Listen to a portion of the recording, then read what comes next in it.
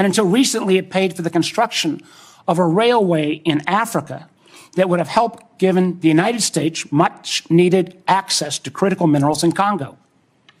Now that project, China's going to try to finance it. As well, in the first 2 weeks, Director Patel, the administration fired several of our most experienced FBI agents, including the head of the Criminal Investigative Division, the head of the Intelligence Division, the head of the Counterterrorism Division, the heads of the New York, Washington, and Miami field office, all individuals who were distinctly and directly responsible for helping to keep America safe. The irony a little bit was the recently dismissed head of the Counterterrorism Division was involved in disrupting the ISIS attacks planned for Oklahoma City and Philadelphia, and helped lead the effort to bring to justice the key planner of the Abbey Gate bombing in Afghanistan that killed 13 U.S. servicemen and 150 civilians. That very Abbey Gate effort was actually praised by the president in his State of the Union address. Yet the administration's response to these agents, I believe, good works and years of service, was to force these folks out. It's hard to imagine how that makes our country safer. Nor can I understand how Americans are made more secure by firing more than 300 staff at the National Nuclear Security Administration, including those responsible for overseeing the security and safety of the nuclear stockpile. Or by ousting 130 employees at CISA, the agency directly responsible for trying to take on China's Salt Typhoon attack. Again, after Salt Typhoon, I would have thought folks on that group chat might have thought twice. Or how we made safer by sacking 1,000 employees at the CDC and NIH who are actually directly working on trying to keep our country safe from disease. Or by pushing out hundreds of intelligence officers. The amazing thing is that our intelligence officers, they're not interchangeable like a Twitter coder. These intelligence officers, our country makes $20,000 to $40,000 of an investment just in getting a security clearance. Literally goes into six figures when you take the training involved. Can anyone tell how firing probationary individuals without any consideration for merit or expertise is an efficient use of taxpayer dollars? And just to make clear that yesterday's story in The Atlantic was not this rookie one-off, it's a pattern. I want to acknowledge Director Ratcliffe was not here in his position when this took place. But again, earlier in the administration, when a non-classified network was used, thereby exposing literally hundreds of CIA officers' identities, those folks can't go into the field now. How does that make our government more efficient?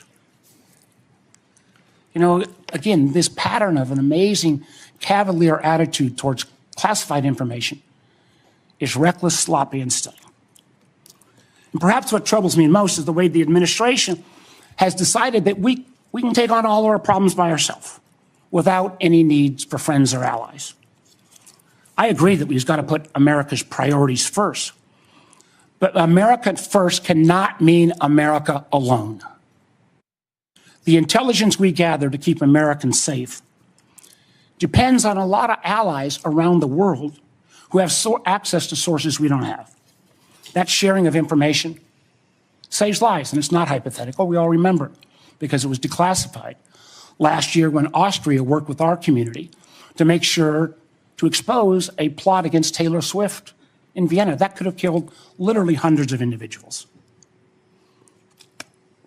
However, these relationships are not built in stone. They're not dictated by law.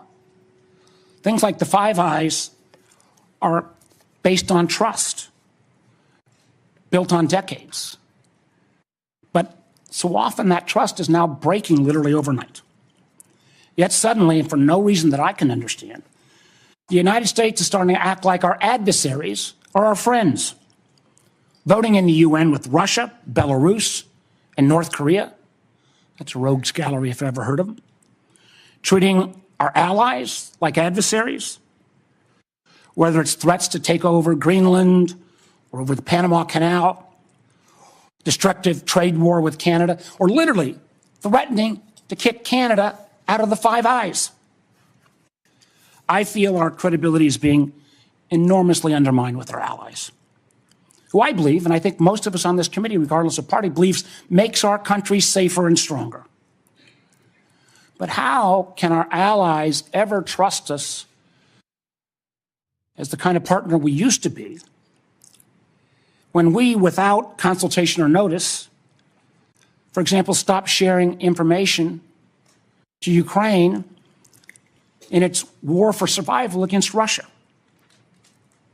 Or how can our allies not only not trust our government, but potentially not our businesses with such arbitrary political decisions? Let me give you a few examples.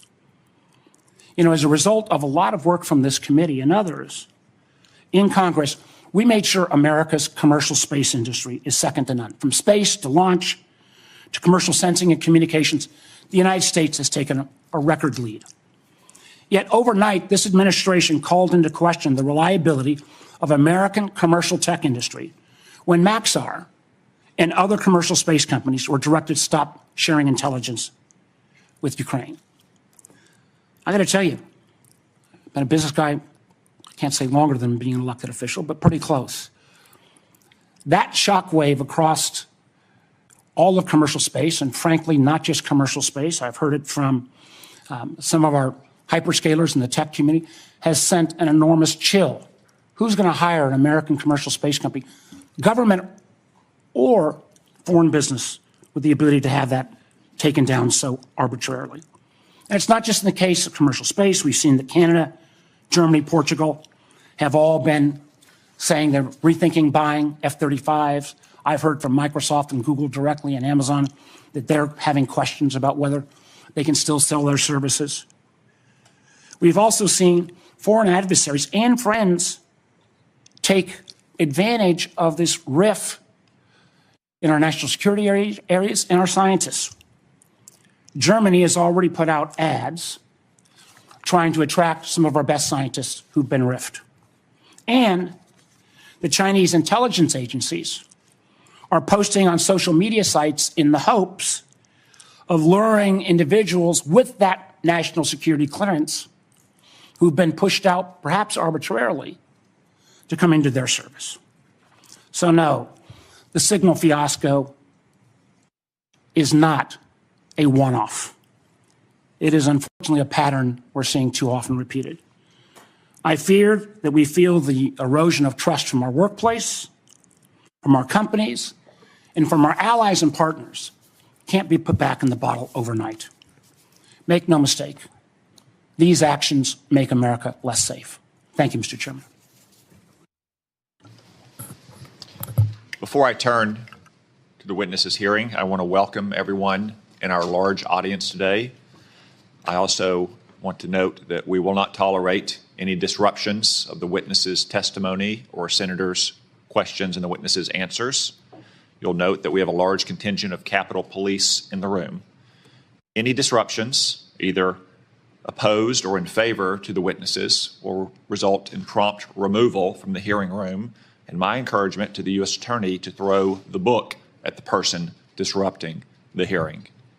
No offense, but we all came to hear the witnesses, no one else in the room.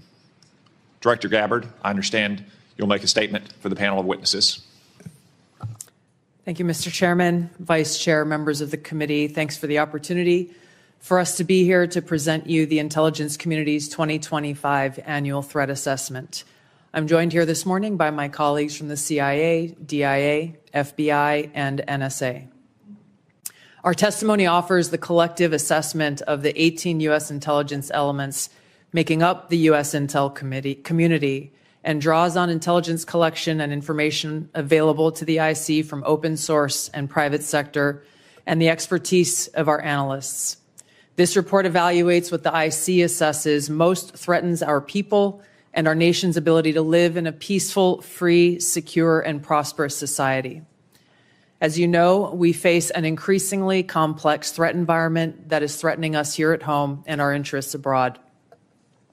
I'll begin by focusing on what most immediately and directly threatens the United States and the well-being of the American people: non-state criminal groups and terrorists putting American lives and livelihood at risk.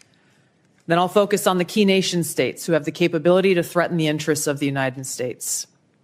In this complex environment, non-state and state actors are able to exploit or take advantage of the effects of each other's activities. Conventional and asymmetrical capabilities, even the traditionally weakest of actors are able to acquire from available advanced technologies, creates an even more complex and serious threat landscape. First, I'll highlight the threats presented by several non-state actors.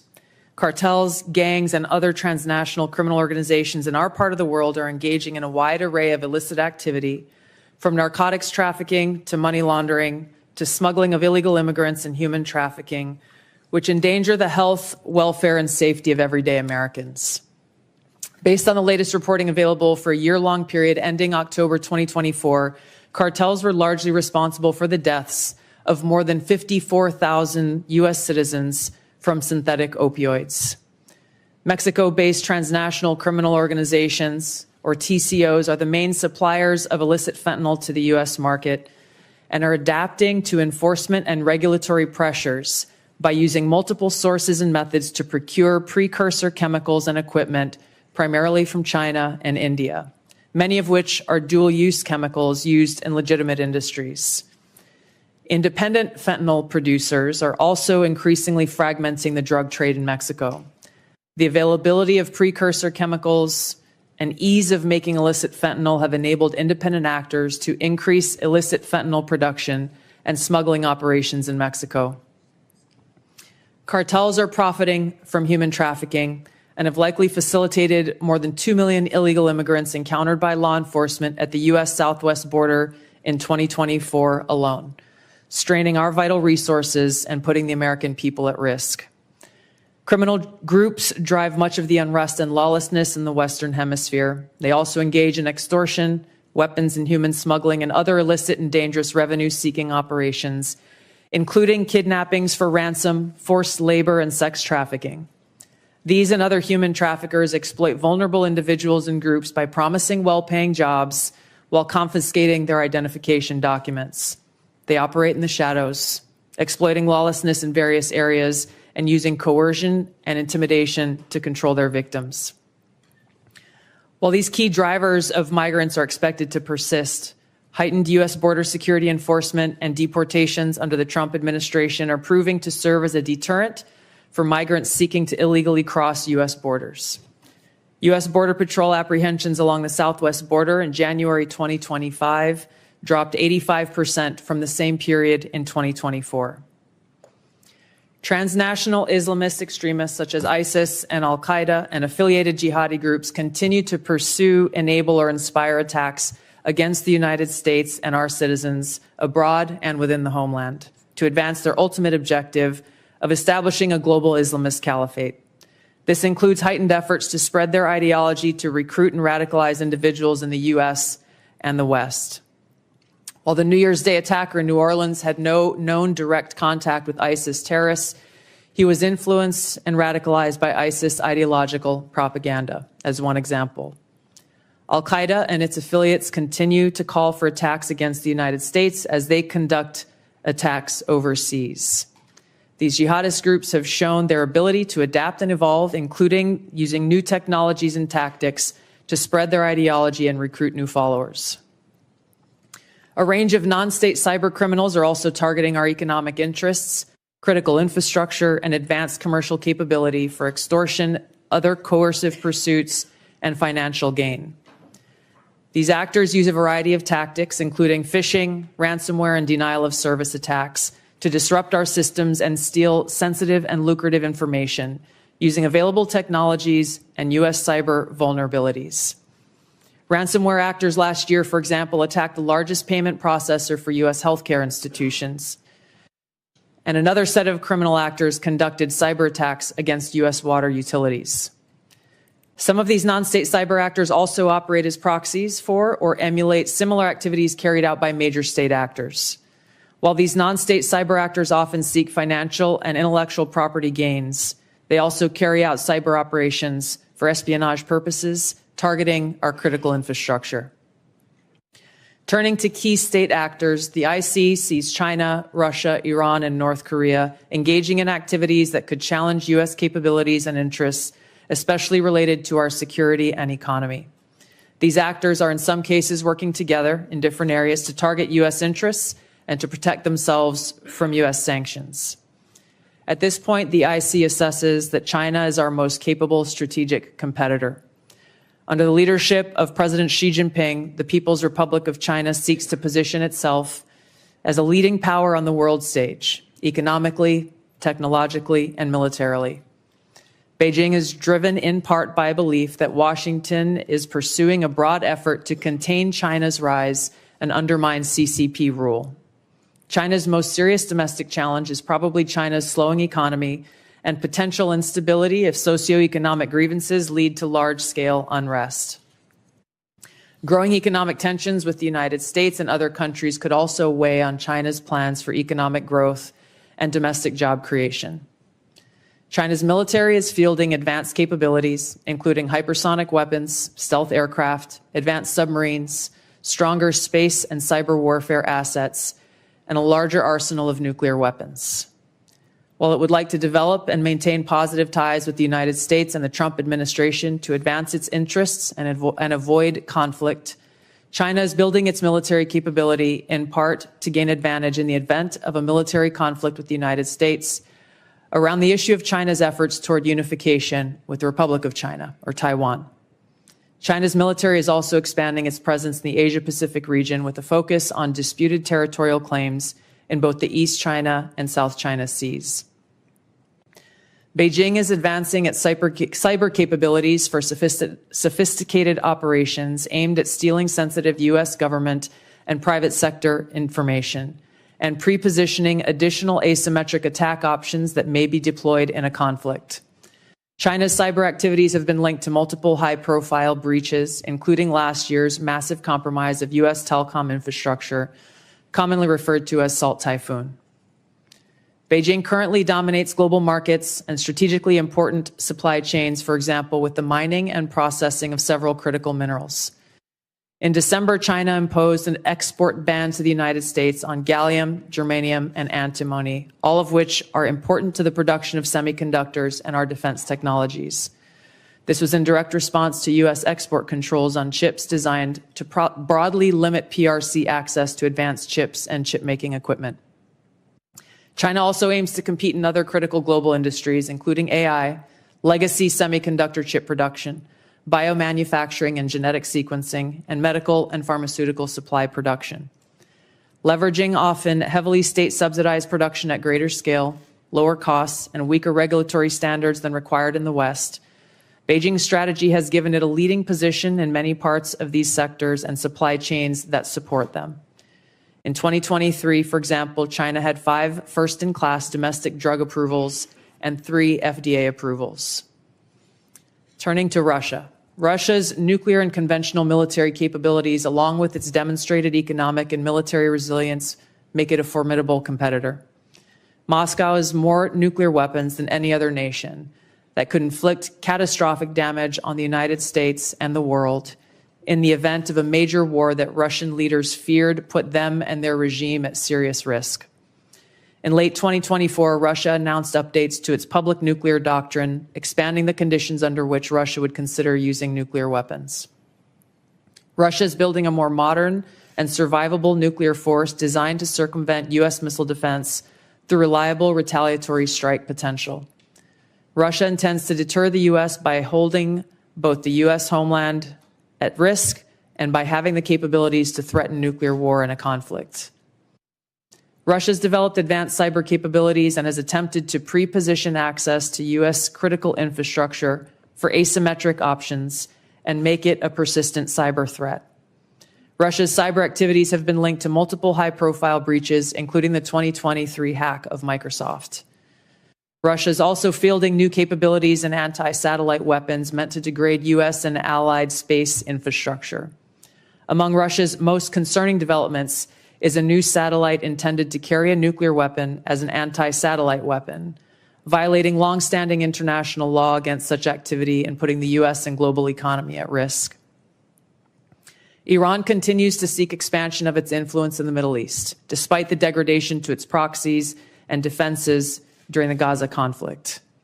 Iran has developed and maintains ballistic missiles, cruise missiles, and UAVs, including systems capable of striking U.S. targets and allies in the region. Tehran has shown a willingness to use these weapons, including during a 2020 attack on U.S. forces in Iraq and in attacks against Israel in April and October 2024. Iran's cyber operations and capabilities also present a serious threat to U.S. networks and data. The IC continues to assess that Iran is not building a nuclear weapon, and Supreme Leader Khamenei has not authorized the nuclear weapons program that he suspended in 2003. The IC continues to monitor closely if Tehran decides to reauthorize its nuclear weapons program.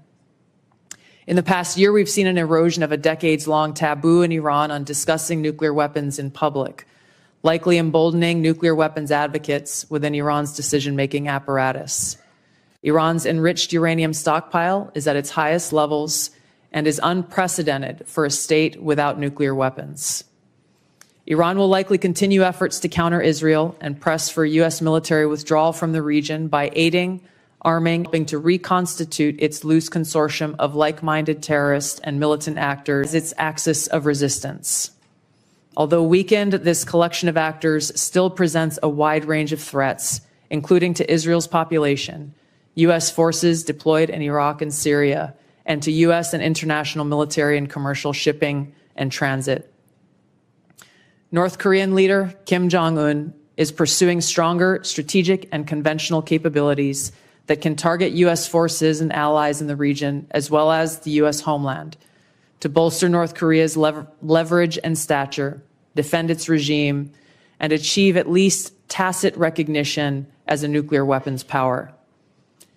Kim's recently cemented strategic partnership with Russia supports these goals by providing him greater financial, military, and diplomatic support, reduced reliance on China, and providing North Korean forces and weapons systems authentic warfighting experience.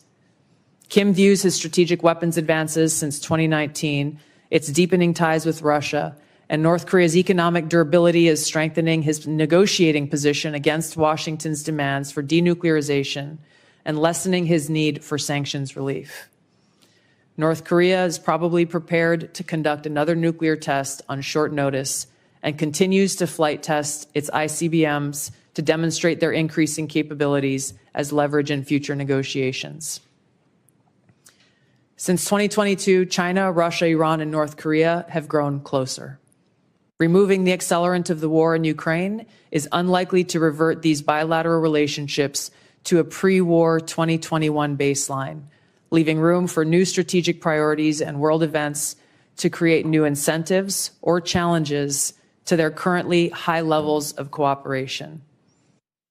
Russia has been a catalyst for much of this expanded cooperation, driven heavily by the support it has needed for its war effort against Ukraine, including protection from U.S. and Western sanctions. In addition to its exchange of military and other resource capabilities with North Korea, Russia has relied more heavily on China's financial and defense industry backing, and also has increased combined military exercises with China to signal shared fortitude against the United States and U.S. allies in the Asia-Pacific region. With Iran, Russia has also expanded financial ties to mitigate sanctions. Iran has become a critical military supplier to Russia, especially of UAVs, in exchange for Russian technical support for Iranian weapons, intelligence, and advanced cyber capabilities. In conclusion, the threats that we see to U.S. national security are both complex and multifaceted and put the lives, safety, and well-being of the American people at serious risk. As the heads of the American people's intelligence community, we will continue to provide the President, Congress, and our warfighters with timely, unbiased, relevant intelligence to keep the United States secure, free, prosperous, and at peace. To the American people specifically, our intelligence community exists to serve you and to ensure your safety, security, and freedom. Thank you. Thank you, Director Gabbard. As I mentioned in my opening remarks, the annual threat assessment for the first time lists cartels and traffickers as the very first threat. Director Patel, I'm pleased to say that the FBI's Little Rock field office has been doing its part in addressing this threat.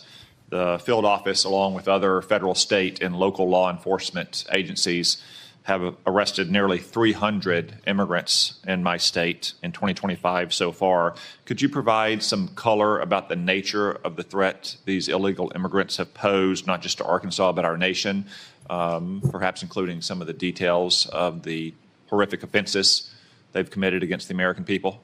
Thank you, Mr. Chairman. Mr. Vice Chairman. The witness will suspend. Their greatest threat to global security is Israel, and the whole world knows it. Stop funding Israel! Stop funding Israel! Stop funding Israel! Stop funding Israel! So that protester was a Code Pink lunatic saying the greatest threat to world peace is funding Israel.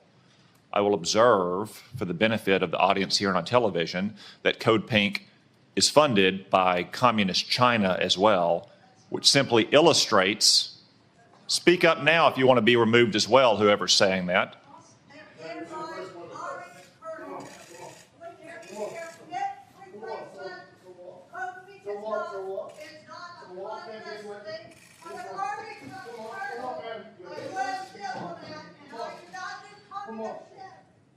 If anyone else would like to join them, speak now, please, so we don't have any more disruptions.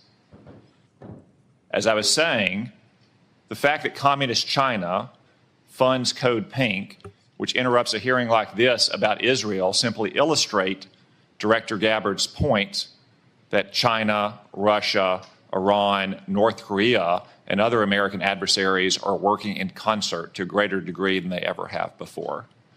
Director Patel, back to my question, could you give us some color about the threat that illegal migrants have posed, not only to my state, which has resulted in nearly 300 arrests in 2025, but also to the nation at large? Thank you, Mr. Chairman, Mr. Vice Chairman, and members of the committee. I appreciate the time to address you all. Specifically to Arkansas, Senator, the priorities at the FBI, which I identified during my confirmation hearing and since, is attacking violent crime along with national security. And every single state in this country is a border state. Arkansas is no exception. Allow me to highlight the work of the men and women in the FBI and state and local law enforcement in the state of Arkansas. Since February 5th alone, we've had 220 illegal immigrants arrested on charges varying from violent offenses, weapons offenses, narcotics offenses, and serious violent felonies. 253 separate individuals have been charged related to those offenses. And here's something I want the American people to hear about narcotics and countering narcotics. Thousands of pounds of narcotics were seized in these 3 weeks in the state of Arkansas. Thousands, worth tens of millions of dollars. Everything from fentanyl to meth to cocaine to heroin to marijuana and more. And also including manufactured drugs.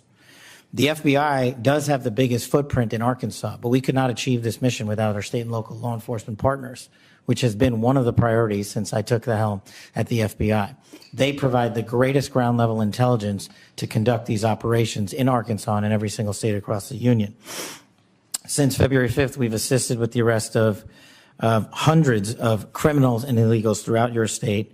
And that was just a 3-week operation. Prior to that, Senator, there was a bust of 17 federal indictments relating to a meth lab in the state of Arkansas in the southwest corner of your state. All of those individuals are now facing prosecution for hundreds of pounds of illegal opioids, guns, and other illicit material. So we will continue to do that work. We will work it 7 days a week, 365 days a year, not just in your state, Mr. Chairman, but in every state. Thank you, Director Patel. As Director Gabbard highlighted from the annual threat report, Director Ratcliffe, many, if not most, of the chemical precursors for deadly fentanyl produced by Mexican drug cartels originates in China. China, of course, is a techno-totalitarian police state. They have technology to monitor their own people that Soviet Russia could have only imagined. Is there any reason, Director Ratcliffe, to believe that China could not monitor and crack down on this flow of chemical precursors to Mexico if it chose to do so? Thank you, Senator, for the question. No, there's nothing that prevent China, the People's Republic of China, from cracking down on fentanyl precursors. As you well know, Senator, one of the reasons that they don't is that there are more than 600 PRC-related companies that produce those precursor chemicals in an industry that generates $1.5 trillion. That is one of the reasons that we see that Chinese efforts to affect the fentanyl precursors are really limited in nature and intermittent in nature, and not a dedicated effort to enforce their own laws and regulations to crack down on this. Thank you, Director Ratcliffe. I have many more questions I could ask, but I'm going to try to lead by example and stay within the 5-minute limit for the benefit of senators. I remind everyone there is a vote scheduled at noon. I hope to finish the open portion of this hearing before that vote closes, after which time we'll move to the closed portion. The Vice Chairman. Thank you, Mr. Chairman. I'll be happy to take your extra 13 seconds, but I want to go back to what I addressed at the outset. I mean, this was not only sloppy, it not only violated all procedures, but if this information had gotten out, American lives could have been lost. The Houthis had this information, could reposition their defensive systems. So I want to get a little more information about this. Director Gabbard, did you participate in the group chat with Secretary of Defense and other Trump senior officials discussing the Yemen war plans? Senator, I don't want to get into the specifics. Ma'am, were you on? You're not going to be willing to address. So you're not. Are you denying? Matt, will you answer my question, ma'am? You were not TG on this group chat. I'm not going to get into the specifics. So you refuse to acknowledge whether you were on this group chat. Senator, I'm not going to get into the specifics. Why are you going to get into the specifics? Is it because it's all classified? Because this is currently under review by the National Security Council. Because it's all classified? If it's not classified, share the text now. As the White House previously stated, is it classified or non-classified information on this text? I can confirm. Director Ratcliffe, were you on the group chat? Senator, I was on a signal messaging group. So you were the John Ratcliffe on that chat? I was. Thank you. Thank you. Can I provide some context, Senator, to that? Yes, but I've got a series of questions. Well, but I think it's important because at the outset you made a couple of comments about signal messaging using encrypted apps.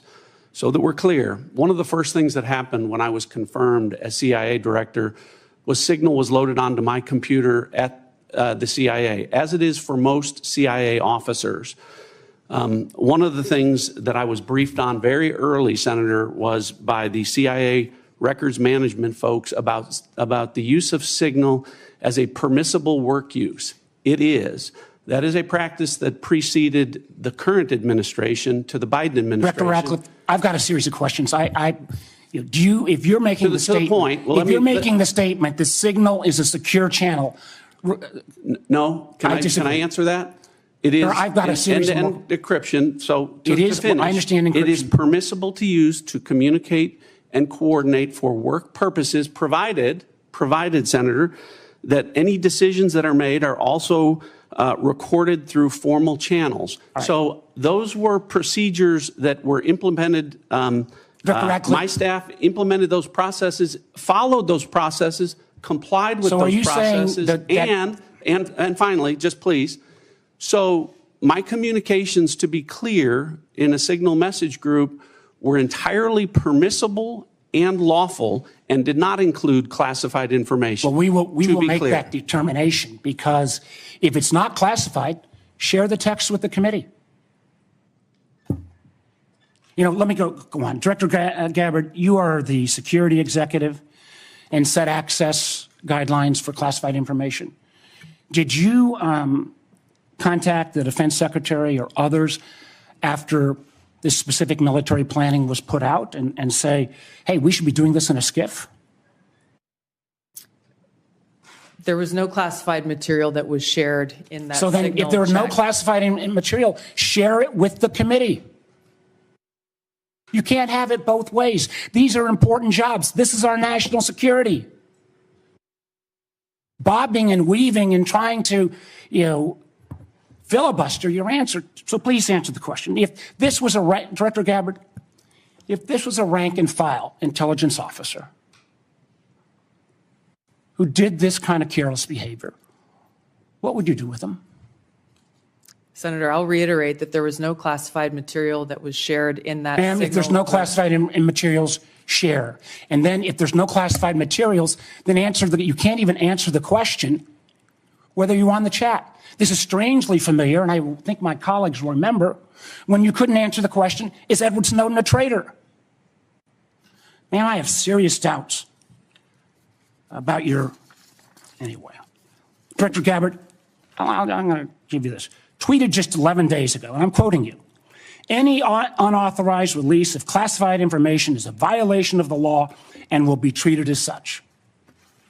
So if this information is classified, what are you going to do? Senator, 2 points here. First of all, there's a difference between inadvertent release versus Careless and sloppy. malicious leaks of classified information. The second point is there was no classified information that was on This committee should get that information. Director And the Patel, National Security Director Council Patel, is my time's about out, how and I'm this going to use occurred. my 12 seconds up the chairman came. Director Patel, has the FBI launched any investigation of this? Senator, I was just briefed about it late last night, this morning. I don't have an update. I would like to get an answer by the end of the day. At this point in the ordinary course of affairs, I would recognize Senator Collins. She asked me to express to you that she is under the weather this morning. She regrets her absence, but anticipates submitting written questions to which I would request your prompt replies for the senator. Senator Cornyn. Director Gabbard, I applaud President Trump's efforts to try to bring an end to the war between Russia and Ukraine. I want to read a statement out of the annual threat assessment and just confirm that you agree with this. It says Russia views its ongoing war with Ukraine as a proxy conflict with the West, and its objective to restore Russian strength and security in its near abroad against perceived U.S. and Western encroachment has increased the risks of unintended escalation between Russia and NATO. Do you agree with that statement? And that is in the annual threat assessment, correct? Correct. I'd like to refer to an AP story, Associated Press, dated March 21st, 2025. The title of the article is Western Officials Say Russia is Behind a Campaign of Sabotage Across Europe. This AP map shows it. Mr. Chairman, I'd like to ask unanimous consent that being made part of the record. Without objection. The document that AP compiled, and I presume this is through open sources, documented 59 incidents, including cyber attacks, spreading propaganda, plotting killings, or committing acts of vandalism, arson, sabotage, or espionage. Is that consistent with your understanding and impression of what Russia's currently engaged in Europe? Senator, I haven't seen that specific article, but I can confirm that we assess Russia's attempts to conduct such sabotage activities in Europe. Thank you. One of the things that I'm most concerned about following some of the discussions between Russia and Ukraine and the United States and our other allies, obviously, as I said, peace between Ukraine and Russia is the desirable end state. I think you'd have to be crazy to say otherwise. But I also want to talk a little bit about the unexpected or maybe unintended consequences of European insecurity. I know the incoming Chancellor of Germany has talked about the possibility that Germany might share its nuclear weapons with Ukraine and suggested that the UK would be part of that.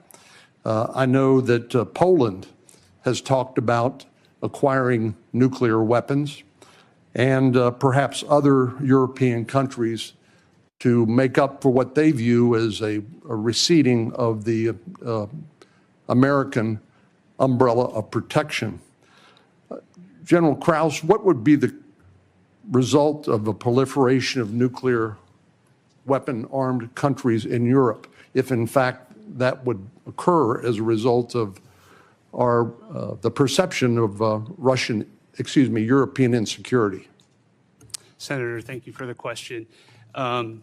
One of the things that the intelligence community works very hard on is to understand who has nuclear weapons throughout the planet. And as discussed in the opening statements, both by the chair and by Director Gabbard, the proliferation and the increase in the types and the lethality of nuclear weapons is one of the things that we have to track and we as a nation are going to have to face. It has changed dramatically in the last 5 years and will continue to change over the next 5 years.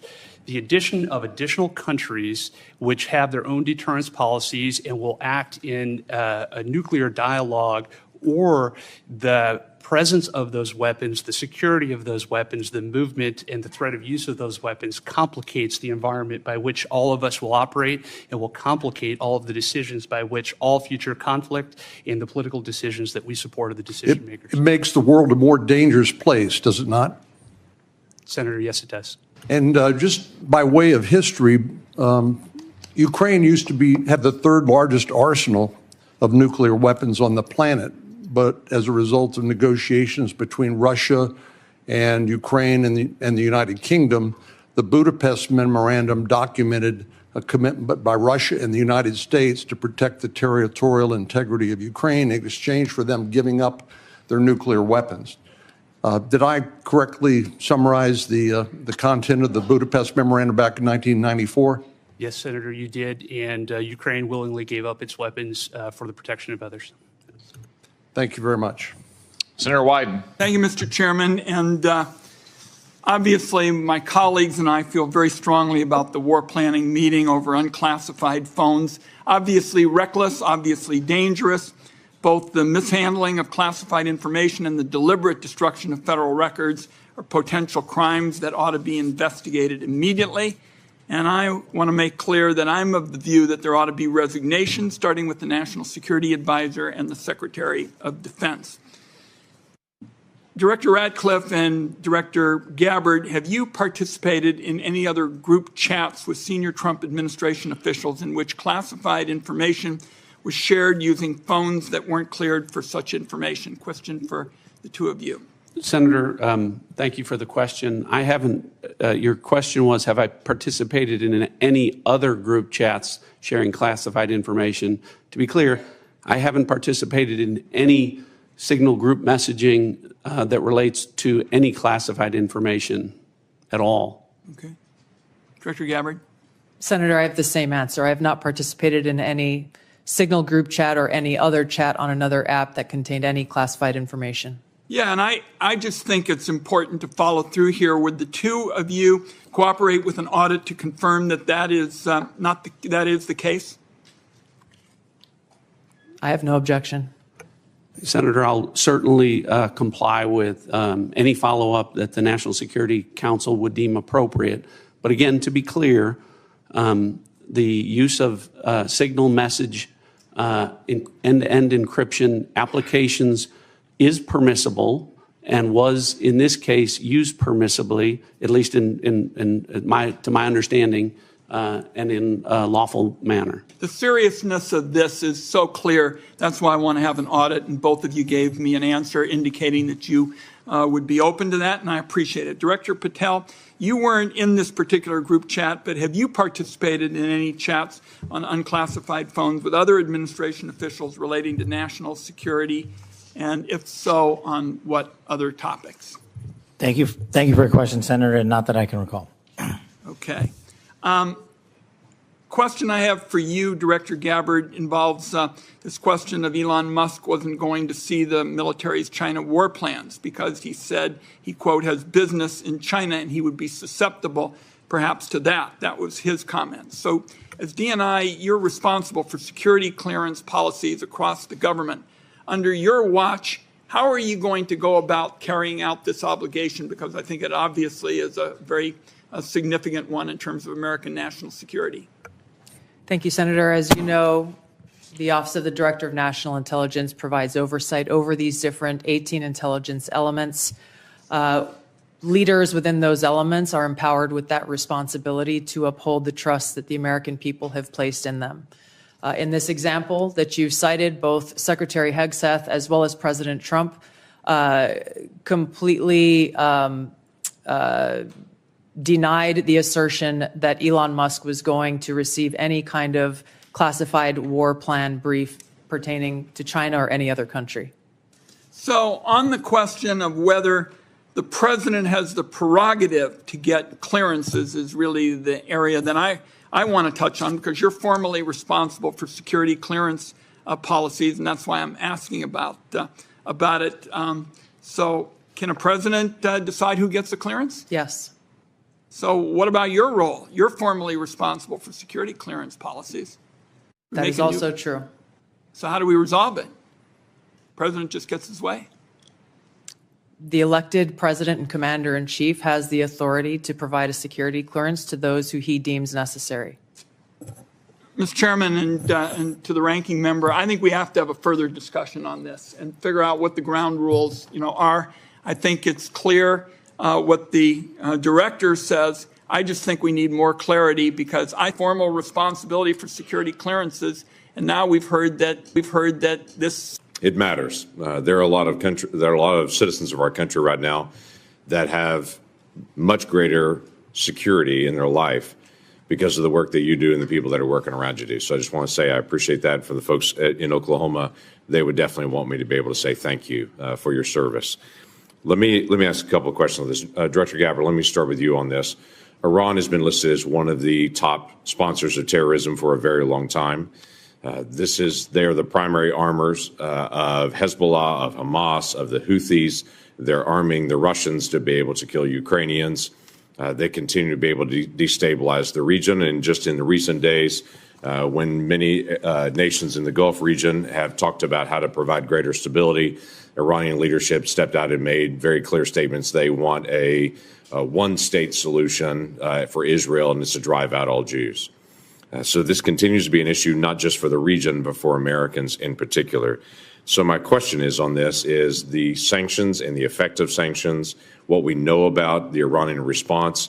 Under the Biden administration, those sanctions will turn down, where, quite frankly, Iran has been able to sell $90 billion in oil on the global market to be able to rearm itself and all the others around the region. Now sanctions are now going back onto Iran again. What do we know about the effect of those sanctions? Thank you, Senator, for the question. These sanctions have just begun to be reinstated, so the full effects have not yet borne fruit. But the message that the president has sent with his maximum pressure campaign is certainly heard. As the chairman mentioned in his opening remarks, President Trump recently sent a letter to the leader of Iran expressing his interest in direct talks in order to try to de-escalate and to prevent war, prevent Iran from gaining a nuclear weapon, but also stated that there would be military consequences if there was no direct negotiations. So President Trump is continuing to carry out his vision and mission of peace through strength, acting in the best interests of the American people. We will see what choices are made from here. Okay, thank you. Director Patel, during the last administration and the very open border policy that they had, we had some years, including 2022 and 2023, where there were 70,000 individuals that were released into the country that were identified as special interest aliens. This is something this committee and the Homeland Security Committee tried over and over again to get details on. The Biden administration was unwilling to be able to share any of the details, and the special interest aliens led to a great amount of frustration. The comment came often back to us is that FBI is going to track all these individuals and to be able to identify them, even though it was 70,000 a year that were coming into the country. You just walked into this position and trying to get your feet on the ground in so many different issues that are outstanding on that. I raised to you the issue of individuals that are currently illegally present in the country going through a process, but are listed as special interest aliens. By definition from the administration, those are individuals that we don't know their level of risk, but they're considered a national security risk, but we don't know anything else about them from there. So how are you trying to get on top of the number of people that are criminal aliens in the country, but also these special interest aliens that come from terrorist areas? Thank you, Senator. Appreciate your question. As far as the FBI is concerned, you hit on it. Criminal. So we are focused across our interagency partners at DHS, ICE, CBP, CISA, and elsewhere to identify through our information sharing networks that we have stood up with state and local law enforcement to provide us the details on any criminal evidence relating to any of the individuals you highlighted.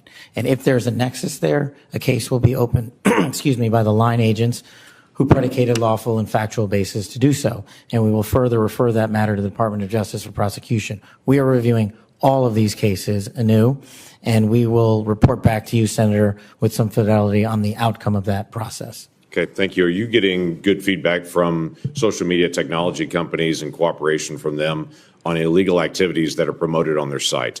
All the different sites have rules and standards for what can and can't be done on that.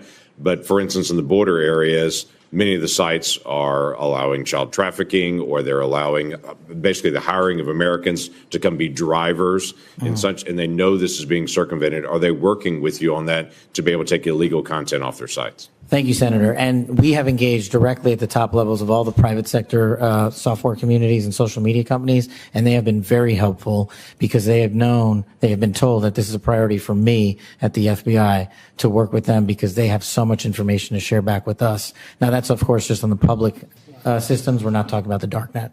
Thank you. Thank you, Mr. Chairman. Senator Heinrich. Thank you, Chairman. Director Ratcliffe, I want to start with you. Who determined that the content of this discussion on Signal was not classified?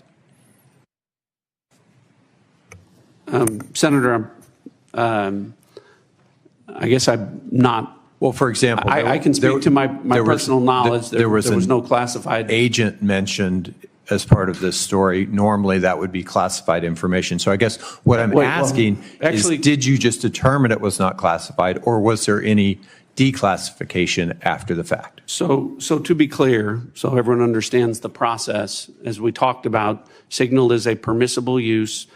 I understand has been used that. at the CIA, has been approved by the White House for senior officials. And appropriate for many conversations. And recommended by CISA for high-level officials who would be targeted by foreign adversaries to use end-to-end encrypted apps whenever possible, like Signal. In this case, what the National Security Advisor did was to request through a Signal message that there be coordination. So you mentioned the name of a CIA active officer, correct?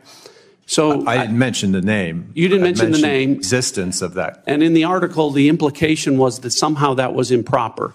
That was not the case. So a CIA officer was not operating undercover. So the request for coordination was for a staff member to coordinate on the high side. So I communicated the name of a CIA officer not operating undercover, completely appropriate, who does openly and routinely coordinate with the White House as a member of my staff.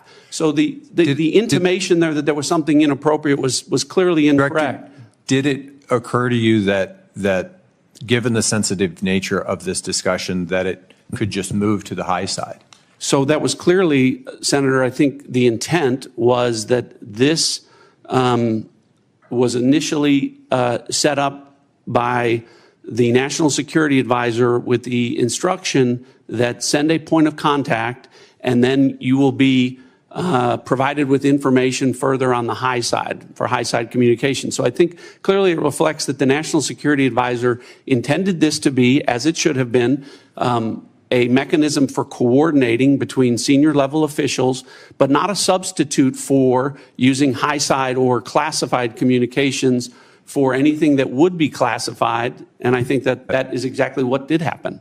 So I'm curious, did this conversation at some point include information on weapons packages, targets, or timing? Not that I'm aware of. Director Gabbard, same question. Same answer, and defer to the Department of Defense on that question. Well, those are two different answers, but you're saying that was not part of the conversation. That's my knowledge. The precise operational issues were not part of this conversation. Correct. Okay. I want to ask you, Director Gabbard, something on a very different track here, which is I very much agree with the conclusion of the ATA that foreign illicit drug actors are a major threat in the United States, and many of you have spoken to this today. Is the IC wrong in its omission of Canada as a source of illicit fentanyl in the ATA? I was surprised, given some of the rhetoric, that there is no mention of Canada in the ATA. Senator, the focus in my opening and the ATA was really to focus on the most extreme threats in that area. And our assessment is that the most extreme threat related to fentanyl continues to come from and through Mexico. So the president has stated that the fentanyl coming through Canada is massive, and actually said it was an unusual and extraordinary threat. And that was the language that was used to justify putting tariffs on Canada.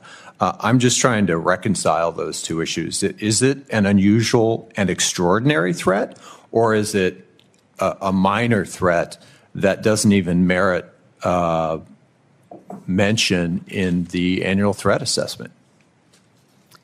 Senator, I don't have the numbers related to Canada in front of me at this time. I'd like to get back to you on the specifics of that answer. It's less than 1% of the fentanyl that we are able to interdict. But if you have different information, I would very much welcome that.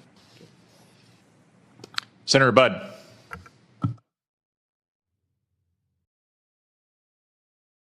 Thank you all for being here. And Director Gabbard, prior to your role here, we had a big storm in western North Carolina, and you were among those first from outside our state to show up. So thank you for your work there. Thank you for your ongoing work there and that of your family as well. It was good to see them when out in western North Carolina last week, so thank you. Director Hawk, so what do we need to do in regards to Volt Typhoon? There's a lot of pre-positioning that went on there. So where are we with that? And what do we need to do in regards to our power companies, whether it's generation or distribution, Duke Energy in my home state, or even the rural electric co-ops? What do we need? What have we learned? And what can I tell them? Senator, 99% of the critical infrastructure in the United States is controlled by private companies. So that really drives us to talk about how do we partner with industry and with the commercial sector, in this case, with power sector. Volt Typhoon began when industry came to the intelligence community and said, we're seeing anomalous activity, can you help us gain context? And we were able to bring context to that to be able to understand what the threat was and then to ultimately be able to identify who was behind that threat. Since that time, we've continued to work very closely with industry to be able to determine what are the right ways for us to be able to pursue these threats within networks to enable the interagency, to enable our partners and industry to be able to pursue them. That's the approach we have to take. It is a collaboration between the government and industry to be able to eradicate these threats, and we have continued to pursue them together since our first identification and notification that we did related to this particular threat. Thank you. What have you done on the offensive side here in regards to, I think there were three, Salt Typhoon, Volt Typhoon, and even Flax Typhoon. Maybe there were others, but those are the three that are known. Senator, I've been given really clear guidance in terms of what the Secretary of Defense expects, in terms of our aggressive approach to be able to restore deterrence, and I look forward to talking with you about that in the closed hearing. Look forward to that. Directors Gabbard and Ratcliffe and Patel, thank you all again for being here. So as you're all keenly aware, Section 702 of FISA is an extremely useful authority to help keep our nation safe. I also know that we need to rebuild American people's trust and confidence that such authorities are not being misused by the intelligence community to unlawfully target Americans. So since taking over your respective agencies, can you tell me and tell the American people how effective the recent changes have been in protecting privacy and civil liberties of each and every Americans? And then, if you will, comment on how useful the authority is in generating intelligence that actually protects the homeland. We'll start with you, Director Gabbard. Senator, Section 702, which authorizes the foreign collection of non-U.S. persons outside of the United States, continues to be one of our most effective collection tools to ensure our national security. There are a number of reforms that the Senate passed, that Congress passed last year, that have proven to strengthen the protections of Americans' Fourth Amendment rights. In the short time that I've been in the seat, I've seen a few examples of that directly, most recently through the FISA court, calling in an amici to come in and weigh in on a dispute regarding provisions that would further protect Americans' Fourth Amendment rights. I'll be visiting our friends at the NSA next week and doing a quote-unquote ride-along to observe directly how those reforms that Congress passed are being implemented to protect Americans' civil liberties, and look forward to reporting back after I've had that opportunity. Thank you. Director Patel. Thank you, Senator. With my background in FISA and 702, I just want to clearly delineate between FISA Title 1.3 and 702 collection.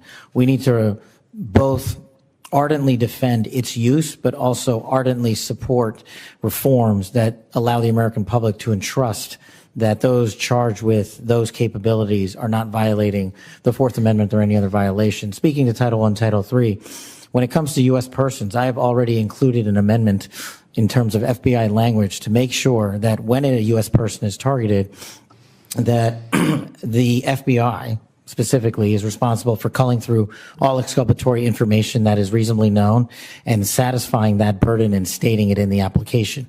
When it comes to 702, Senator, some of the biggest enterprise efforts we have had to thwart national security risk would not have occurred if 702 collection had gone dark. And the FBI continues to use that information to protect the homeland. We've had multiple takedowns in the last 6 months based on 702 and interagency collection processes. But we just need to ensure the American public, and I'm working with my team, that even in the 702 sphere, American citizens' information is protected. Thank you all. I look forward to the discussion in the closed session. Senator King. Thank you, Mr. Chairman. Director Gabbard, I didn't intend to get into the Jeffrey Goldberg story, but something you said has sort of puzzled me. According to open source reporting at 11:44 on the morning of March 15th, Secretary Hegseth put into this group text a detailed operation plan, including targets, the weapons we were going to be using, attack sequences, and timing.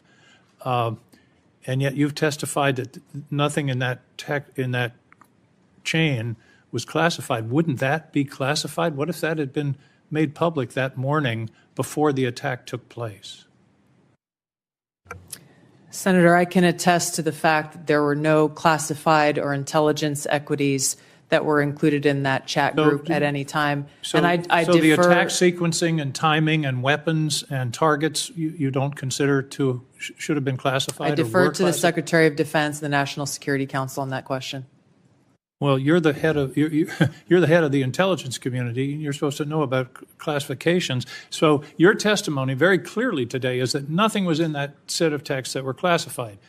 I'll follow up on Senator Wyden's question. If that's the case, please release that whole text stream so that the public can have a view of what actually transpired on this discussion. It's hard for me to believe that targets and timing and weapons would not have been classified. Well, let me move on. You approved this report, this annual report, prepared by the Office of the Director of National Intelligence. Is this submitted to the White House routinely in anticipation of its public release? I don't know what you mean by submitted routinely. Was this report submitted to the White House before its release today? It was submitted to them once it was completed. I think probably around the same time it was sent to all of you. I want to move on. One note that surprised me, I've been on this committee now this is my 13th year. Every single one of these reports that we have had has mentioned global climate change as a significant national security threat, except this one. Has something happened? Has global climate change been solved? Why is that not in this report? And who made the decision that it should not be in the report when it's been in every one of the 11 prior reports? I can't speak to the decisions made previously, but this annual threat assessment has been focused very directly on the threats that we deem most critical to the United States and our national security. Obviously, we're aware of occurrences within the environment and how they may impact operations, but we're focused on the direct threats to Americans' safety, well-being, and security. How about how they will impact mass migration, famine, dislocation, political violence, which is the finding, by the way, of the 2019 annual threat assessment under the first Trump administration? You don't consider that a significant national security threat? For the intelligence community, being aware of the environment that we're operating in is a given. What I focused this annual threat assessment on, and the IC focused this threat assessment on, are the most extreme and critical direct threats to our national security. Let me ask a direct question. Who decided climate change should be left out of this report after it's been in the prior 11? Where was that decision made? Gave direction to our team at ODNI to focus on the most extreme and critical national security threats that we face. Your direction include no comments on climate change? Senator, as I said, I focused on the most extreme and direct national security threats. That's not a response to my question. That we face. Did you instruct that there be no finding in terms of climate change in this report? I don't recall giving that instruction. Final questions in a few short seconds that I have left. You all concede, and it's in the report repeatedly, about the cyber danger from China, from Russia, from Iran. Why then is the administration deconstructing CISA? 130 people fired. The General Hawk talked about the importance of public-private cooperation. That section of CISA seems to have been disestablished. What possible policy reason is there for undermining CISA's relationship to the states with regard to elections and to the private sector with regard to cybersecurity when the cybersecurity threat is only growing? Anybody want to tackle that? I won't speak for all of my colleagues here, but I don't believe any of us have any insight into those specific staffing decisions that have been made. Well, let me ask you this question. You've all found, the report has found explicitly growing cyber threats, including to elections, from Russia, China, Iran. Do you believe that it's in the national interest to diminish our capacity to deal with those cyber issues? Yes or no? President Trump is focused on effects and making sure that the people that we have and the resources that we have are focused on our national security. He and his team recognize that more people doesn't necessarily always mean better effects. Those are some of the things that are driving the changes that we're seeing across the administration, is getting all of our agencies back and focused on their core mission. General Hawk, do you agree that... Senator King, your time has expired. Up. Thank you. Senator Rounds. Thank you, Mr. Chairman. First of all, thank you to all of you for your service to our country. With regard to the issue surrounding Signal, I'm going to address it, but I'm going to address it in the closed session so that we can get more in depth into that issue. In the meantime, I want to direct my first question to Director Ratcliffe. As the debate continues in Washington regarding spectrum, what can you share in this unclassified setting regarding the critical nature of spectrum to national security interests generally? Thanks for the question, Senator. I know this is an issue of great interest to the Senate, and the potential auction of commercial space on spectrum. Those, as you correctly point out, the discussions about spectrum, I will start out by saying there are national security implications from such an auction were to take place to both the DoD and the IC. I think the discussions that we need to have in a classified setting, I can relate to you that the direction from early meetings that we've had is that the discussion about where that might take place would not affect specifically CIA or IC equities, and I hope that's the case and where the discussion goes. But I think we need to be concerned that a public auction at bands at certain levels would have an impact on our ability to deliver an accurate intelligence picture. In other words, there are parts of the spectrum which simply cannot be shared with the commercial. That's correct. All right. Thank you. And we can talk about the specific reasons about why in a classified setting that would cause a diminishment of our ability to deliver a good threat picture to the Commander-in-Chief. And in some cases, life or death consequences Absolutely. Involved. Thank you. Director Patel, first of all, I just want to thank you for what you are doing. And I know that there's a number of items that in your previous life you did that simply can't be discussed, but nonetheless, we've appreciated what you have done for your country already. Today, I just wanted to talk to you about, we've seen a series of public news reports about ISIS threats within the United States. And there have been several successful interdictions, Oklahoma City, Philadelphia, New York. Although the question remains as to the total number of ISIS operatives who were able to breach porous borders in the months and years before policy changes in this January of 2025, to what extent is the FBI tracking operatives who remain in the United States today, and what is the FBI doing to track them down? Thank you, Senator. I appreciate your question and your comments. So the priorities at the FBI since I took over have been violent crime and national security, and this speaks directly to national security.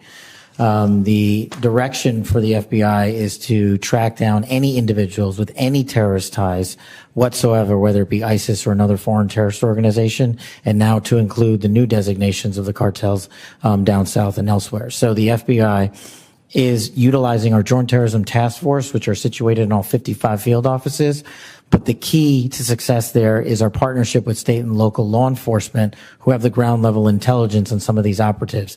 And as you've highlighted, we've already shut down numerous threats, and we've identified publicly where permissible these threats and individuals and where they're coming from. And I think the FBI is doing a very good job right now in collecting this information through our interagency process. And we will continue to thwart every bad actor affiliated with a terrorist organization or otherwise. Thank you. And Director Hawk, first of all, look, you've talked a little bit already about Salt Typhoon, but what I want to really get into is the things that are moving right now that you haven't had a chance to address, and in particular, Cybercom 2.0 and the need to accelerate that particular plan moving forward. Can you talk just briefly? I've got 40 seconds left. Talk to us a little bit about how critical 2.0 is in terms of countering the cyber activity that's going on through nefarious actors. Senator, what we were asked to do by Congress was to look at what's the force generation model for the Department of Defense to be able to generate cyber forces. Based off of that request, I produced a recommendation for the Secretary that outlined 3 critical things, which is really how we manage the talent, how we develop the talent in the department, and also how we equip that talent underpinned by compute and AI. We've brought that plan initially back to Secretary Hegseth. He told us to go faster. We've delivered him that plan. And now, based off of his guidance, we will now begin to move forward with the rest of the department. Thank you. Thank you, Mr. Chairman. Senator Bennett. Thank you, Mr. Chairman. Thank you very much for holding this hearing, and thank you for being here. Mr. Director Ratcliffe, it sounds to me like your testimony today and the Secretary and the DNI's testimony is that there was nothing wrong at all with the signal thread that you were on, that it didn't include any targeting information or battle sequence. That is your testimony. That's your testimony. And I'm a little staggered that that is your view, Director Ratcliffe. Does the CIA have any rules about handling of classified information? Yes or no? Yes. Thank you, Director Ratcliffe.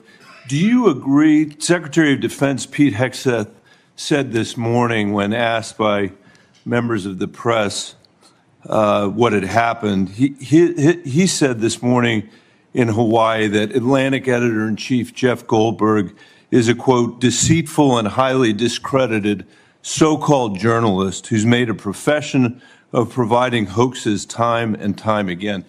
Do you share that evaluation, the Secretary of Defense's evaluation of Jeff Goldberg as a journalist? Senator, I didn't see those comments. I don't know Jeff Goldberg. So do you share that view of the Secretary of Defense? Well, I don't have a view on. Okay. Assuming that he has that view, I'm curious about whether you are the CIA director. Okay, this has happened. We know it's happened. Did Jeff Goldberg somehow, did he create a hoax that allowed him to become part of this signal thread? Please answer the question. You don't insult the intelligence of the American people. Did he invite himself to the signal thread? I don't know how he was invited, but clearly he was added. Clearly it was. Finish your sentence, please. Clearly he was added to the signal group. Your question is, you don't know that the president's national security advisor invited him to join the signal thread? Everybody in America knows that. Does the CIA director not know that? I've seen conflicting reports about who added the reporter to the signal messaging group. You think that it's perfectly appropriate that there was a reporter added, especially one that the Secretary of Defense says is deceitful, highly discredited, a so-called journalist who's made a profession of peddling hoaxes over and over again? Is your testimony that it was appropriate that he was added to this signal thread? No, of course not. And why did you not call? Hold on, Senator. You're mischaracterizing my testimony. Good. You answered the question. Let me ask you.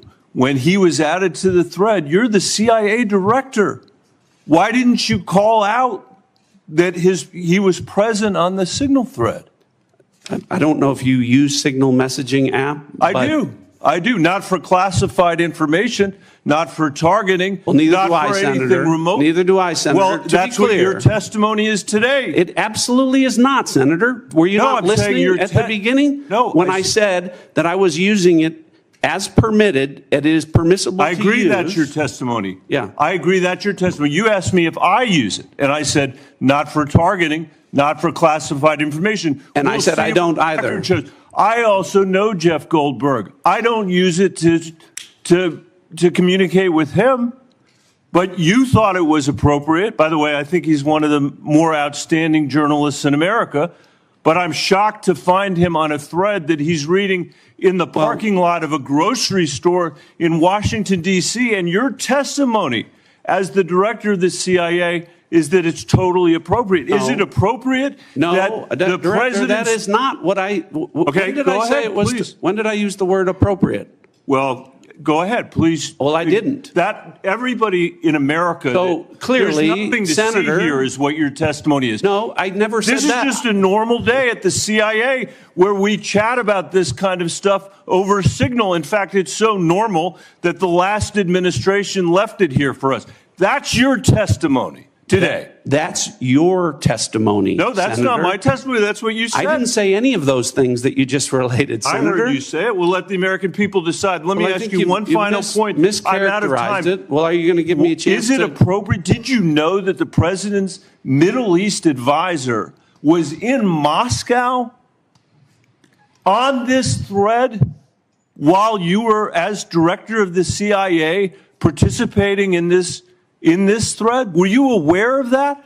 Are you aware of that today? I'm not aware of that today. This sloppiness, this incompetence, this disrespect for our intelligence agencies and the personnel who work for them is entirely unacceptable. It's an embarrassment. Senator? You need to do better. You need to do better. Thank you. I'm being gavelled by the chairman, and I apologize for going over my time. Senator Young. Thank you all for being here. I'll be asking some follow-up questions, clarifications about this Signal episode in a closed setting, and try and work with all of you to bring clarity to that situation. It appears to me there's some unanswered questions. It'll take some time, I think, to get there in a more dispassionate setting. Director Gabbard, I'm going to begin today asking you some questions about emerging technology. This has been a real point of emphasis, I know, of our broader national security community for a period of time. We know that PRC is making generational investments in certain emerging tech, AI, biotech, and other areas of technology to reduce their vulnerability against any supply chain disruptions and to lead the world in some areas. As the IC assesses, the PRC is seeking to, quote, become a global S&T superpower, surpass the United States, promote self-reliance, and achieve further economic, political, and military gain. So, Director Gabbard, can you describe the actions China is taking to operationalize that IC assessment in ways that directly target the security and prosperity of everyday Americans? Senator, what we know is that they are trying to use these capabilities as a means to continue to exploit vulnerabilities within our own critical infrastructure and our cyber technology. The critical infrastructure is a key area of concern given what we know has already been exploited, these asymmetric attacks that have been placed within our critical infrastructure that are of serious concern given how they could be exploited, especially during a time of conflict. We know that they are experiencing a boom in their generative AI capability and are competing very heavily against our own AI capabilities. Obviously, AI can and will be used across a multitude of every sector of our society, both here as we are in our own country, and we expect China to be able to continue to do the same there. So, two key susceptibility to cyber attacks and as China's leveraging of AI towards misinformation, increasingly into the physical realm, they can pose threats to us as well. As follow-up, Director Ratcliffe, you know, we've had Huawei, we've had TikTok. What do you believe will be the next point of technological friction and competition between the U.S. and China? What should members of Congress be looking for? Senator, I think I can answer this question more fully in the classified setting. What I would say is it relates to the issue of emerging technologies and matters of quantum computing and quantum sensing, and our ability to stay ahead of China on the technological curve with respect to those issues. I'd be happy to get into that in further detail in a classified setting. Excellent. We'll dive into that. Director Haw, General, how do you see biotech playing into this broader competition? I think it's an area that, from our perspective, has increasingly been a priority as we want to understand the approach that China's taken, and also to ensure that as we think about the president's priorities in terms of both economic and technology security. We are certainly, as a community, following DNI's guidance, that we are increasingly putting our resources to be able to ensure that we understand where China is investing in those resources and how that will impact our economy and overall the overall health of our national security. Thank you, General. Director Gabbard, not a lot of time left on this end, but I do have a little crypto interest I wanted to communicate to you. Can you share with this committee how we're positioned to disrupt foreign cyber efforts to steal cryptocurrency, such as the North Koreans have successfully done? If others would like to pull this thread and weigh in on this question very briefly, that would be great. Senator, we're obviously aware of North Korea's revenue generating by stealing cryptocurrency has had a significant effect on North Korea's capabilities. I defer to our technical experts on the actions that are being taken.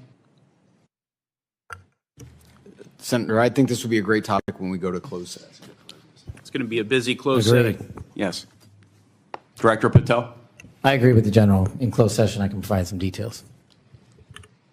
It's what you get when you visit with a bunch of spies. All right, Chairman. Senator Kelly. Thank you, Mr. Chairman. I'm going to come back to the topic of the day here, the signal chain as reported by the Atlantic. Ms. Gabbard and Mr. Ratcliffe, you each testified that there was no information operational in nature, no classified information. So I want to ask each of you just a series of, just respond yes or no. I'll start with Ms. Gabbard. In the signal chain that we have been talking about, was there any mention of a target in Yemen?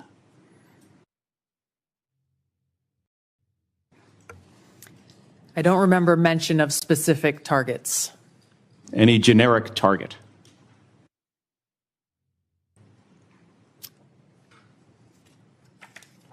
I believe there was discussion around targets in general. Mr. Ratcliffe. I think that's consistent with my recollection. Again, I don't have access to that. Was there any mention, Ms. Gabbard, of a weapon or weapons system? I don't recall specific weapons systems being named. I'm not talking about specific, any weapon or weapons system. I don't recall specific names of systems or weapons being used or named within the Well, I'm chat. not asking whether, I don't want you to tell me what the specific weapon was, but any weapon at all. Mr. Ratcliffe, same question. I don't recall. How about anything about timing? Ms. Gabbard. I don't recall specific timing. Was there any mention? I won't get into the detail of the conversation, but obviously there was a significant amount of planning and internal discussions that had occurred prior to and outside of this signal chat. Mr. Ratcliffe, you're nodding your head. Any mention of any military unit whatsoever? Mr. Ratcliffe. Not that I recall. Ms. Gabbard. Not that I recall. Okay, so I understand that DoD policy prohibits discussion of even what is called controlled unclassified information, or CUI, on unsecured devices. Are both of you aware of that DoD policy? I haven't read that policy. Not familiar with the DoD policy, but I would say that the Secretary of Defense is the original classification authority for DoD in deciding what would be classified information. Ms. Gabbard, does the intelligence community have a policy that prohibits discussion of controlled unclassified information? Yes. It does. Okay. Controlled unclassified information, according to DoD, includes information that is information that has not been approved for public release. Would you, of what's been disclosed publicly of the signal chain, would would either of you feel that that would be approved for public release? Ms. Gabbard. The discussion that took place in that Signal chat group was a conversation reflecting national security leaders and the vice president around the president's objectives. So yes or no, would you approve that for public release? I don't feel I can answer that question here. Because of the nature of this hearing? Because of the nature of a private discussion that took place between individual leaders in our government. It would make sense that you would not approve it for public release, wouldn't it? There are other factors that would go into that consideration. Mr. Ratcliffe, yes or no? I wouldn't approve the release of classified information. Again, as I've said, my I'm not talking about understanding is classified information, Mr. Ratcliffe. I'm talking about information that has not been approved for public release. That is information that is considered controlled, unclassified information. The principles that would have been on that would have been individuals capable of approving that for public release. I got 20 seconds. The deliberation as to whether or not we should launch a strike on another country, would you consider that classified information, Ms. Gabbard? Well, the information was not classified. I'm not talking about this. I'm just talking about deliberation from principles as to whether or not we should launch a strike on another country. Would you consider that classified information? I'm not talking about what happened this week.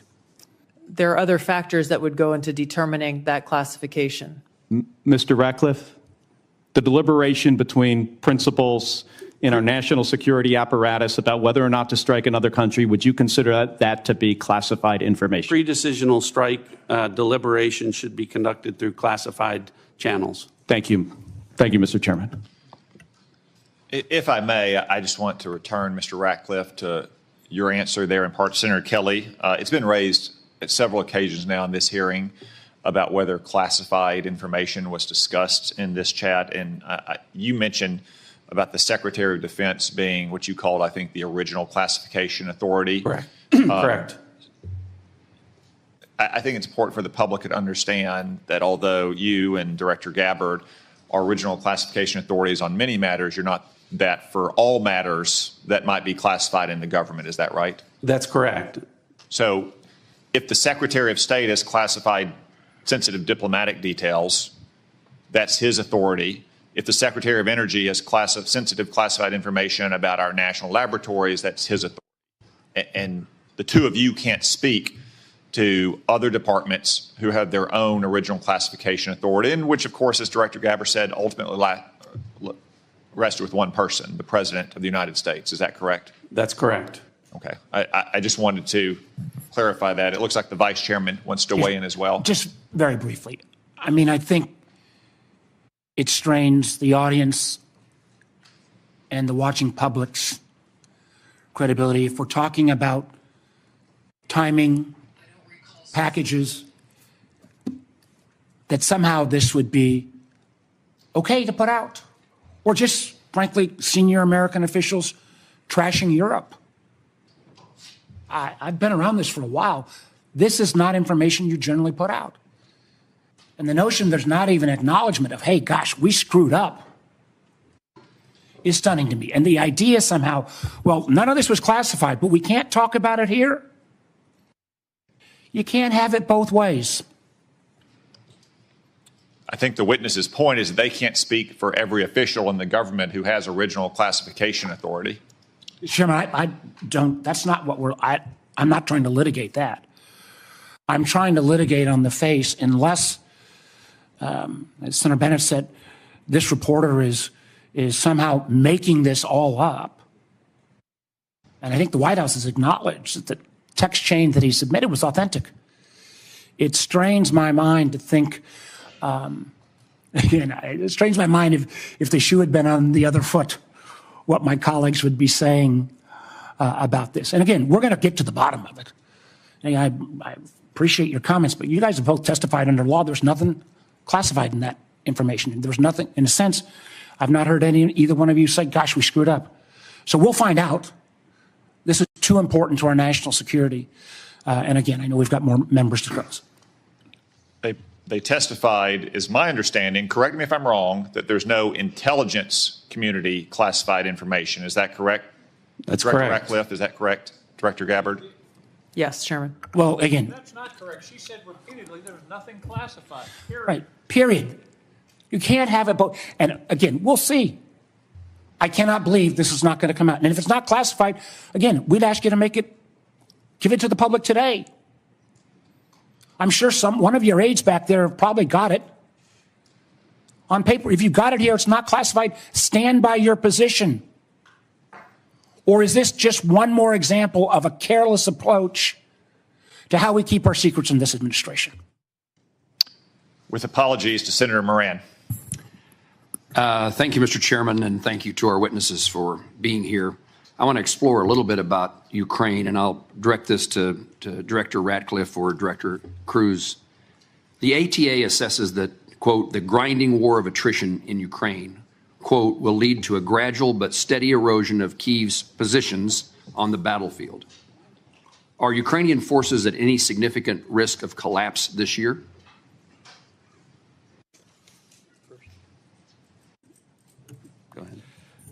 Before I turn it over to Director Ratcliffe, I think both sides are working through the equipment that they need, the industrial base they need to support that, and the personnel that are required to man all of that equipment and man the front lines.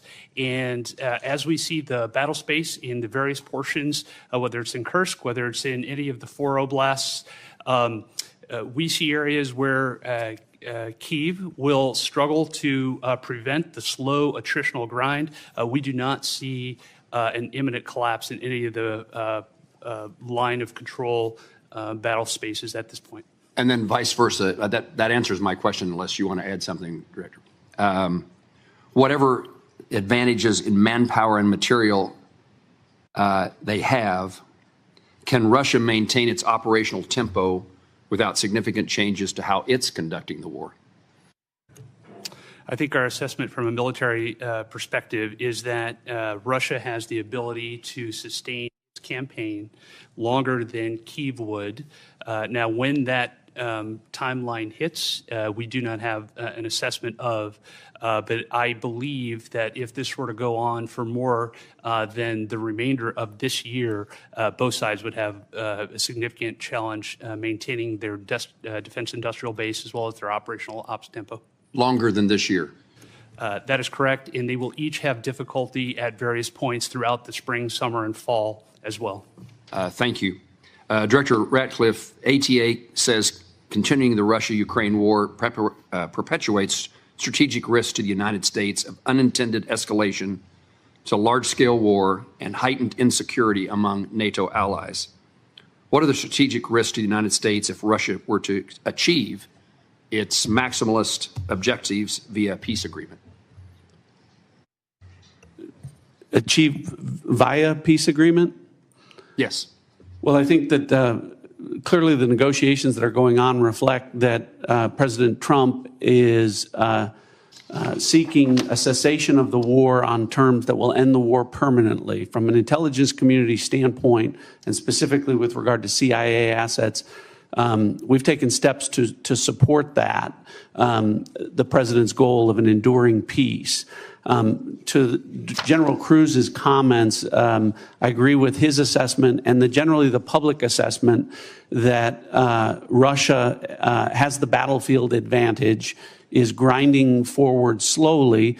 I want to comment on that, however, to say that with regard to the Ukrainian resistance, the Ukrainian people and the Ukrainian military have been underestimated for a period of several years now. And ultimately, I'm convinced from my reflections in observing from an intelligence standpoint that they will fight with their bare hands if they have to, if they don't have terms that are acceptable to an enduring peace. Obviously, to the point of maximalist goals, President Trump has communicated that he is aware of the dangers of that, of Russia getting what they want. And I think that peace talks that are taking place would reflect, if successful, and they are making progress, that both sides would not get everything that they want and no one's maximalist goals would be achieved. Thank you both. In the short time I have, I'm going to skip a question and ask that I intended to ask, but ask the director of the FBI.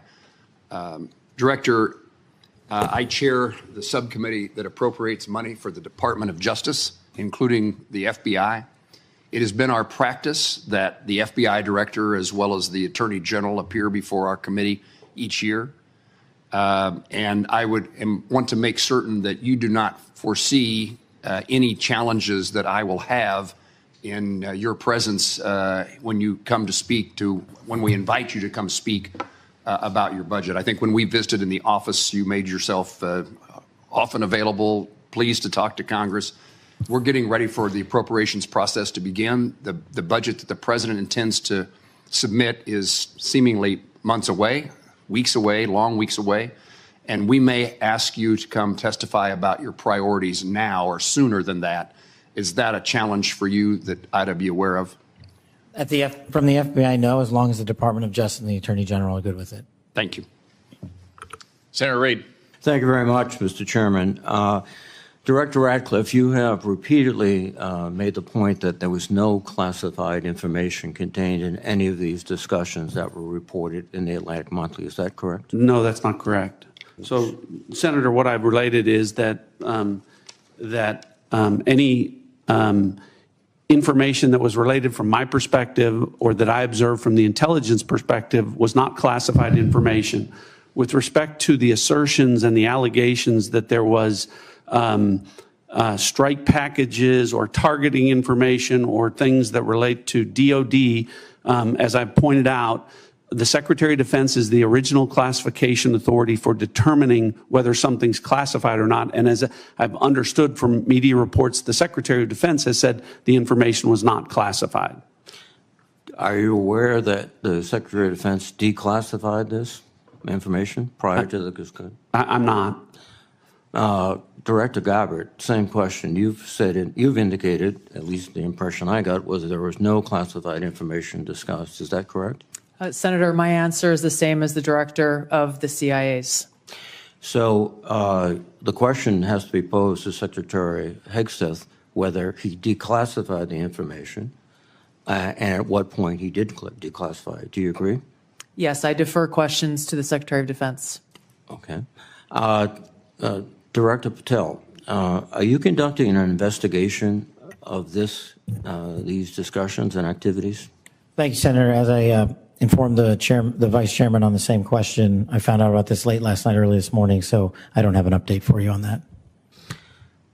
Well, thank you. When you get an update, we'd appreciate it very much. Yes, sir. Director Gabbard, were you overseas during any parts of these discussions? Yes, Senator, I was. Were you using your private phone or a public phone for the signal discussions? I won't speak to this because it's under review by the National Security Council.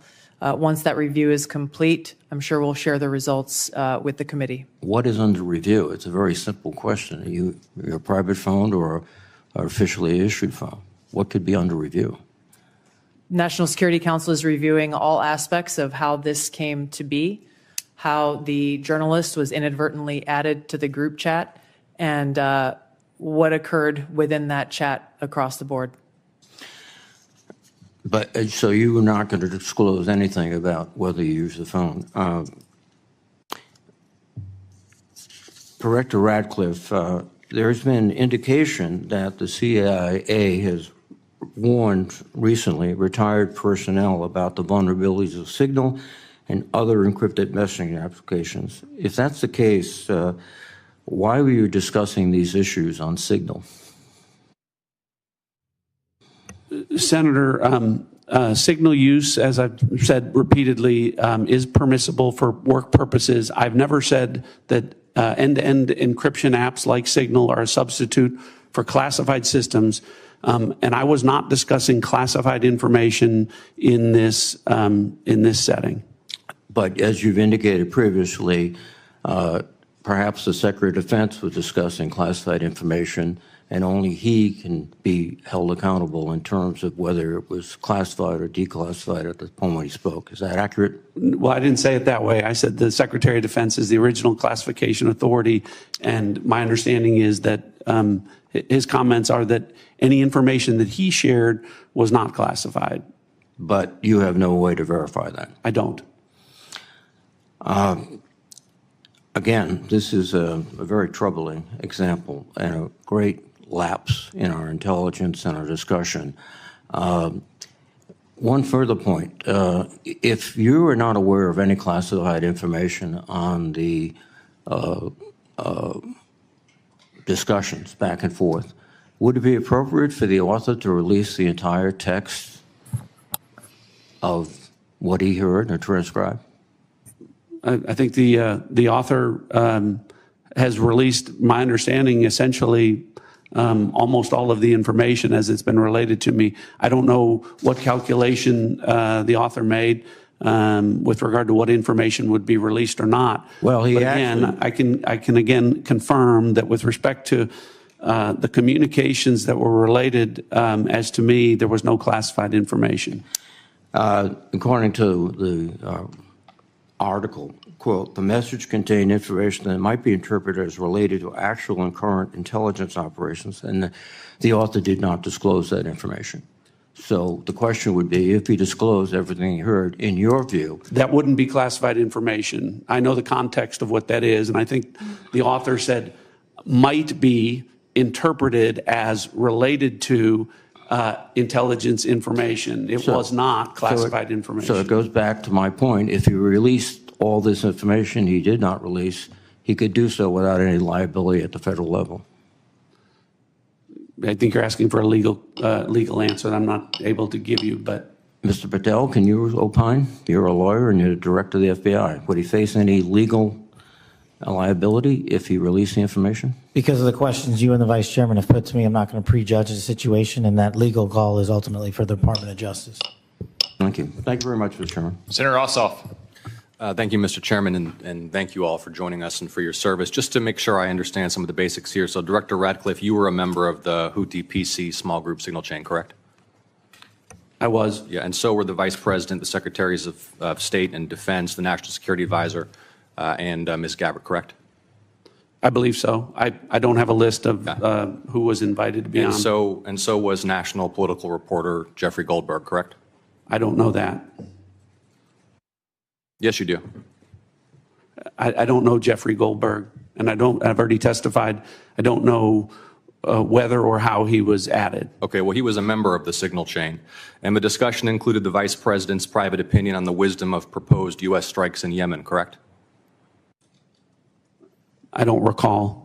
Vance, quote, I think we are making a mistake. I am not sure the President is aware of how inconsistent this is with his message on Europe right now. There was a strong argument for delaying this a month. You don't recall? I don't, as you don't recall seeing that? Read that. I don't. It included the private opinions of the Secretary of Defense on the timing of strikes in Yemen, correct? I don't recall. Director Ratcliffe, surely you prepared for this hearing today. You were part of a group of principals, senior echelons of the U.S. government, in now a widely publicized breach of sensitive information. You don't recall whether the Vice President opined on the wisdom of the strikes? That's your testimony today under oath? In that setting, I don't recall. Here's what Secretary Hegseth said, quote, waiting a few weeks or months does not fundamentally change the calculus.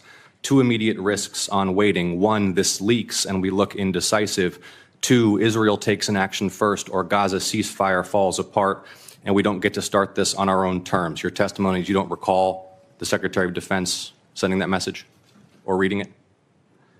I recall there being an exchange. I don't recall the specifics as you're reading it. Well, let's put it this way, Director Ratcliffe, a discussion by senior U.S. officials on the timing and risks of a proposed military campaign and disagreements between the President and the Vice President about U.S. plans and intentions would be of obvious interest to foreign intelligence services, would it not? Yes.